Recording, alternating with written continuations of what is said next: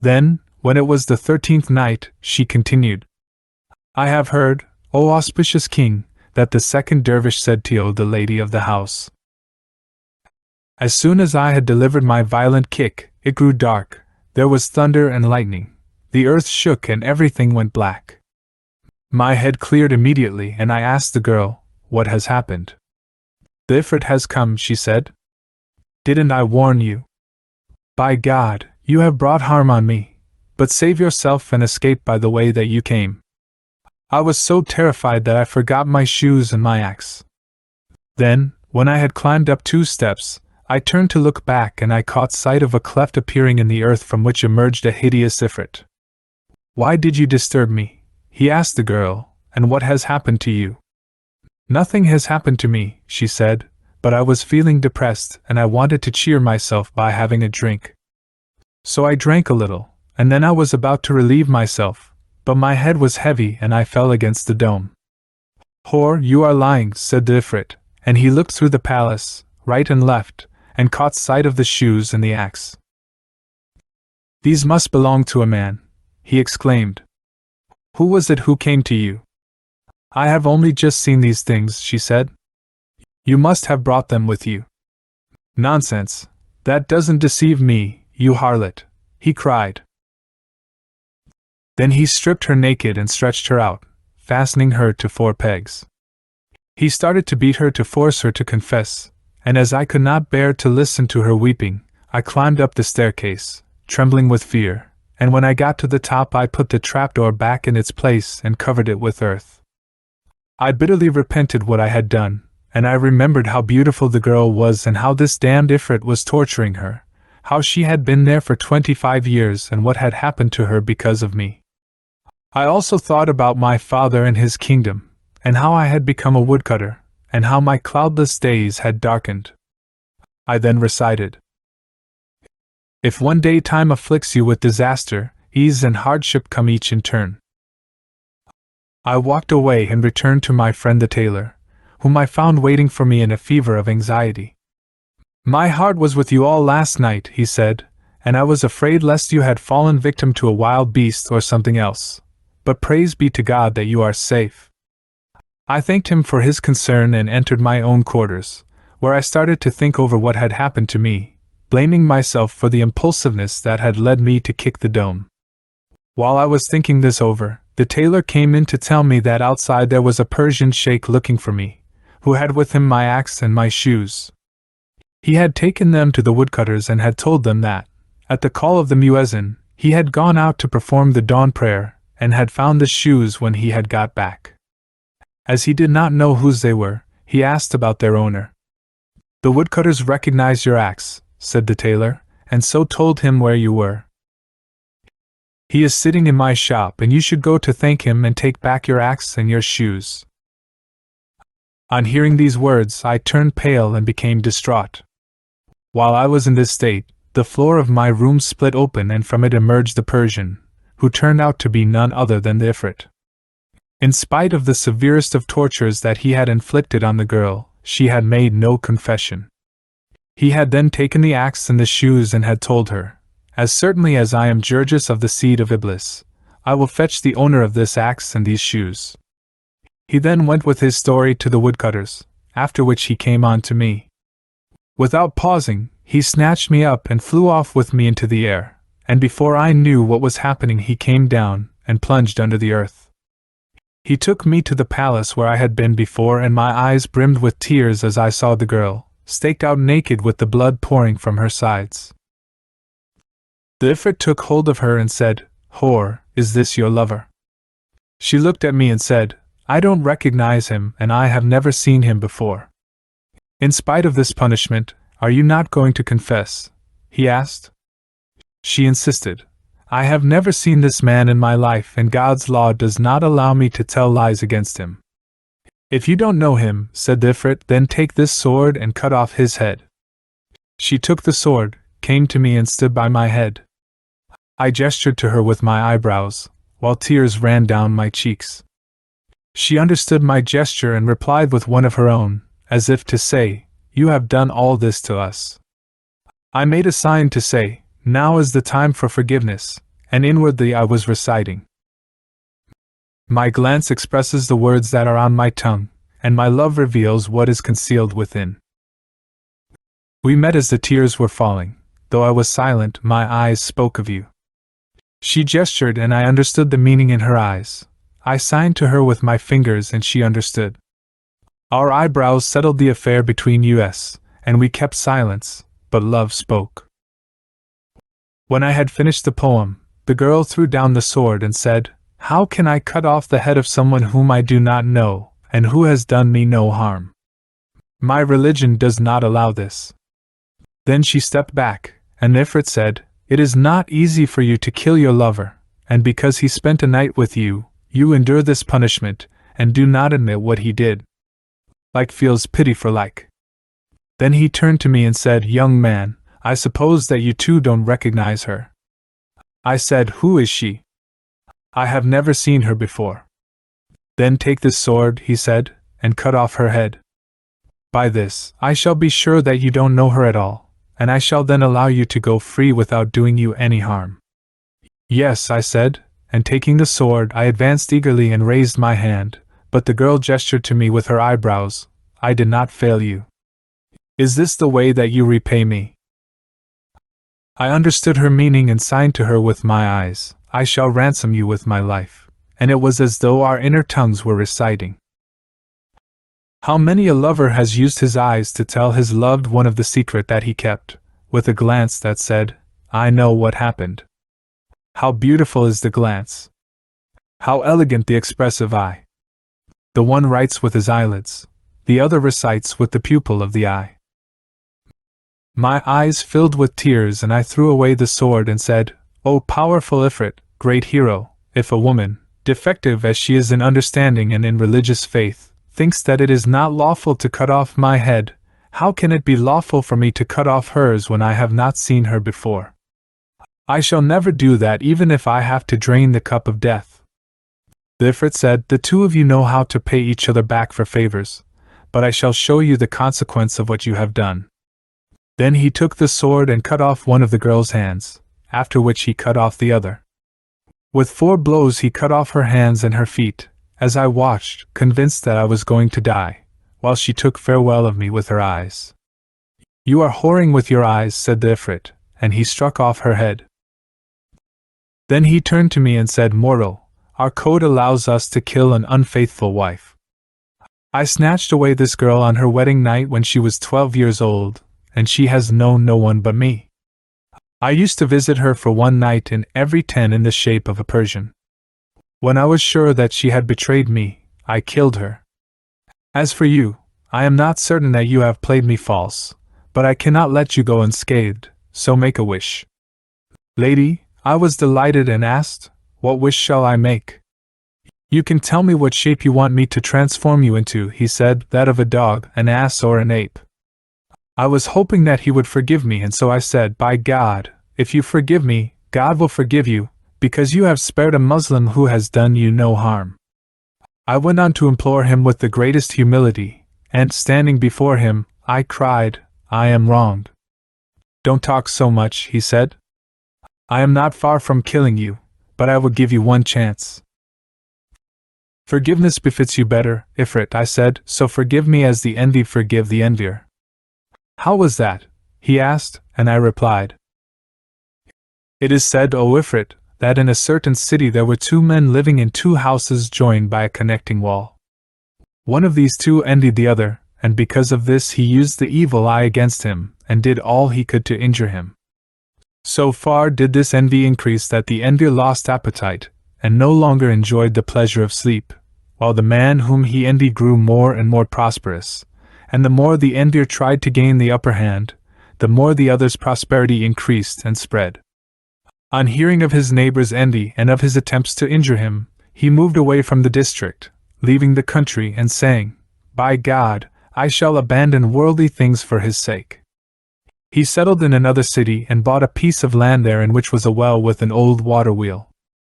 On this land he endowed a small mosque for which he bought everything that was needed, and there he devoted himself with all sincerity to the worship of Almighty God. Fakirs and the poor flocked there from every quarter, and his fame spread in that city until eventually his envious neighbor heard how he had prospered and how the leading citizens would go to visit him. So he came to the mosque where the object of his envy gave him a warm welcome and showed him the greatest honor. The emir then said, "I have something to tell you, and this is why I have made the journey to see you. So get up and come with me." The other did this, and taking the emir's hand, he walked to the farthest end of the mosque. "Tell the fakirs to go to their rooms," said the emir, "for I can only speak to you in private where no one can hear us." This the emir did, and the fakirs went to their rooms as they were told. The two then walked on a little until they came to the old well, and there the emir pushed his victim into it without anyone knowing. He himself then left the mosque and went on his way, thinking that he had killed his former neighbor. The well, however, was inhabited by jinn, who caught the falling man and lowered him gently onto the bedrock. They then asked each other whether any of them knew who he was. Most said no, but one of them said, "This is the man who fled from his envier and who settled in this city where he founded this mosque. We have listened with delight to his invocations and to his reading of the Quran." The envier traveled to meet him and by a trick threw him down into our midst. But news of him has reached the king, who is intending to visit him tomorrow on the matter of his daughter. "What is wrong with his daughter?" asked one of the jinn. "She is possessed by an evil spirit," replied the other, "for the Genie Marwan ibn Damdam is in love with her. If this man knew how to treat her, he could cure her, for the treatment is the easiest possible." "What is it?" asked the other. "The black cat that he has with him in the mosque has a white spot as big as a dirham at the end of its tail. If he takes 7 of its white hairs and uses them to fumigate the girl, the evil spirit will leave her head and never return, and she will be cured there and then." The man was listening to all this, and so it was that the next morning, when dawn broke and the fakirs came, they found the sheikh rising out of the well, and as a result he became a figure of awe to them. Since he had no other medicines, he took 7 hairs from the white spot at the end of the black cat's tail, and carried them away with him. The sun had scarcely risen when the king arrived with his escort, and his great officers of state. He told his men to wait, and went in to visit the sheikh, who welcomed him warmly and said, "Shall I tell you why you have come to me?" "Please do," replied the king. The man said, "You have come to visit me in order to ask me about your daughter." "That is true, good sheikh," the king agreed. "Send someone to fetch her," said the man, "and I hope, if God Almighty wills it, that she will be cured immediately." The king gladly sent for his daughter, who was brought tied up and manacled. The man sat her down and spread a curtain over her, after which he produced the 7 cat hairs and used them to fumigate her. The evil spirit that was in her head cried out and left. She then recovered her senses, covered her face, and said, "What is all this? Who has brought me here?" The joy that the king felt was not to be surpassed. He kissed his daughter's eyes and then the hands of the sheikh, after which he turned to his state officials and said, "What do you say? What does the man who cured my daughter deserve?" "He should marry her," they said. "You are right," said the king, and he married the man to his daughter, making him his son-in-law. Shortly afterwards, the vizier died, and when the king asked who should replace him, the courtiers said, "Your son-in-law?" So he was appointed vizier, and when, soon after that, the king himself died and people asked who should be made king, the answer was, the vizier. Accordingly he was enthroned and ruled as king. One day, as he was riding out, the envier happened to be passing by and saw the man he envied in his imperial state among his emirs, viziers and officers of state. The king's eye fell on him, and turning to one of his viziers he said, "Bring me that man, but do not alarm him." When his envious neighbor was brought to him, he said, "Give this man 1,000 mithqals of gold from my treasury, load 20 camels for him with trade goods, and send a guard with him to escort him to his land." Then he took his leave of the man who envied him, turned away from him, and did not punish him for what he had done. See then, Ifrit, how the envied forgave the envious, who had started by envying him, then injured him, followed him, and eventually threw him into the well, intending to kill him. His victim did not pay him back for these injuries but forgave and pardoned him. At this point, lady, I wept most bitterly before him and recited, "Forgive those who do wrong, for the wise man forgives wrongdoers for their evil deeds. If every fault is mine, every forgiveness should be yours. Who hopes that his superior will pardon him has to forgive inferiors their faults." The Ifrit said, "I shall not kill you, but neither shall I forgive you. Instead, I shall cast a spell on you." Then he plucked me from the ground and flew up into the air with me until I could see the earth looking like a bowl set in the middle of water. He set me down on a mountain and, taking some earth, he muttered over it, cast a spell and scattered it over me, saying, "Leave this shape of yours and become an ape." Instantly, I became a 100-year-old ape, and when I saw myself in this ugly form, I wept over my plight, but I had to endure time's tyranny, knowing that no one is time's master. After climbing down from the mountain top, I found a wide plain across which I traveled for a month before ending at the shore of the salt sea. I stayed there for some time until suddenly I caught sight of a ship out at sea that was making for the shore with a fair breeze. I hid myself behind a rock and waited until it came by, when I jumped down into it. "Remove this ill-omened beast," cried one of the merchants on board. "Let's kill it," said the captain. "I'll do that with this sword," said another. I clung to the hem of the captain's clothes and wept copious tears. The captain now felt pity for me and told the merchants, "This ape has taken refuge with me and I have granted it to him. He is now under my protection, so let no one trouble or disturb him."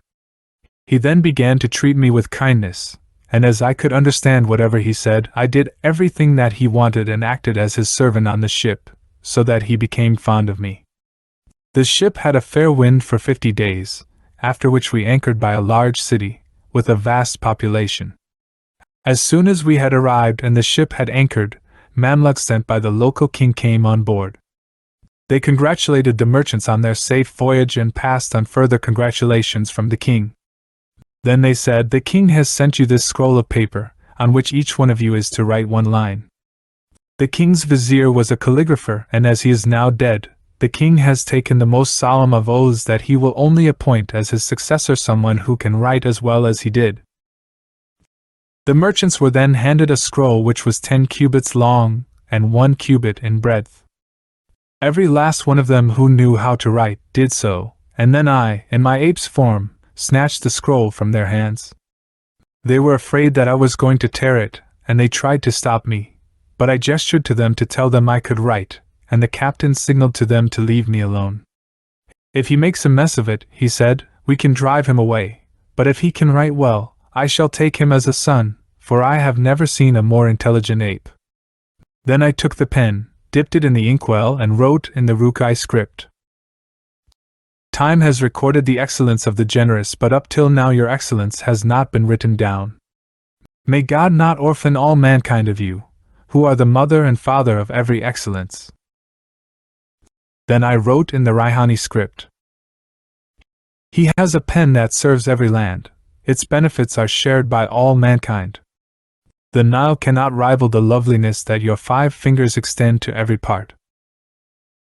Then in the Thulit script I wrote, "The writer perishes, but what he writes remains recorded for all time. Write only what you will be pleased to see when the day of resurrection comes." I then wrote in Nask, "When we were told you were about to leave, as time's misfortunes had decreed, we brought to the mouths of inkwells with the tongues of pens what we complained of in the pain of parting." Then I wrote in Tumur script, "No one holds the caliphate forever. If you do not agree, where is the first caliph? So plant the shoots of virtuous deeds, and when you are deposed, no one will depose them."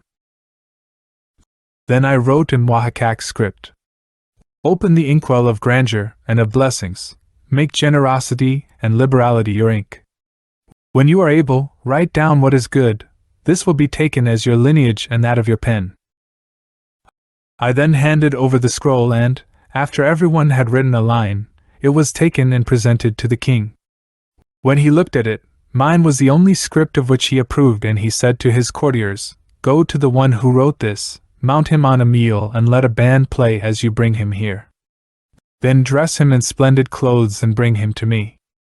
When they heard this, they smiled. The king was angry and exclaimed, "Damn you! I give you an order and you laugh at me." "There is a reason for our laughter," they said. "What is it?" he asked. "You order us to bring you the writer, but the fact is that this was written by an ape and not a man, and he is with the captain of the ship," they told him. "Is this true?" he asked. "Yes, your majesty," they said. The king was both amazed and delighted. He said, "I want to buy this ape from the captain," and he sent a messenger to the ship, with a mule, a suit of clothes and the band. "Dress him in these clothes," he said, "mount him on the mule and bring him here in a procession." His men came to the ship, took me from the captain, dressed me and mounted me on the mule. The people were astonished and the city was turned upside down because of me, as the citizens flocked to look at me. When I was brought before the king, I thrice kissed the ground before him, and when he told me to sit, I squatted on my haunches. Those present were astonished at my good manners, and the most astonished of all was the king. He then told the people to disperse, which they did, leaving me with him, his eunuch and a young Mamluk. At the king's command, a table was set for me on which was everything that frisks or flies or mates in nests, such as sand-grouse, quails, and all other species of birds. The king gestured to me that I should eat with him, so I got up, kissed the ground in front of him, and joined him in the meal.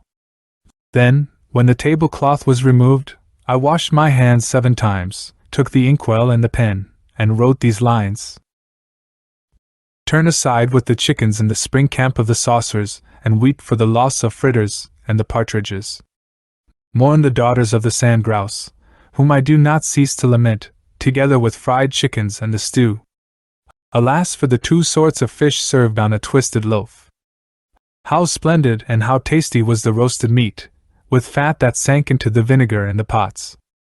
Whenever hunger shakes me, I spend the night applying myself to a pie, as bracelets glint. I am reminded of this merry meal when I eat on tables strewn with various brocades. Endure, my soul, time is the Lord of wonders. One day is straitened, but the next may bring relief." I then got up and took my seat some way off. The king looked at what I had written and read it with astonishment. "How marvelous!" he exclaimed. "An ape with such eloquence, and a master of calligraphy. By God, this is a wonder of wonders." Then some special wine was brought in a glass, which he drank before passing it to me. I kissed the ground, drank, and then wrote. They burned me with fire to make me speak, but found I could endure misfortune. For this reason, hands have lifted me, and I kissed the mouths of lovely girls. I added the lines: Dawn has called out to the darkness, so pour me wine that leaves the intelligent as a fool. It is so delicate and pure that I cannot tell whether it is in the glass or the glass is in it. When the king read the lines, he sighed and said, "Were a man as cultured as this, he would surpass all the people of his age." He then brought out a chessboard and asked whether I would play with him. I nodded yes and came forward to set out the pieces. I played 2 games with him and beat him, to his bewilderment. Then I took the inkwell and the pen and wrote these lines on the chessboard. 2 armies fight throughout the day, the battle growing fiercer every hour, but when night's darkness covers them, both sleep together in one bed. On reading this, the king was moved to wonder, delight and astonishment, and told the servant, "Go to your mistress, Sid al-Huzn, and tell her that I want her to come here to see this wonderful ape."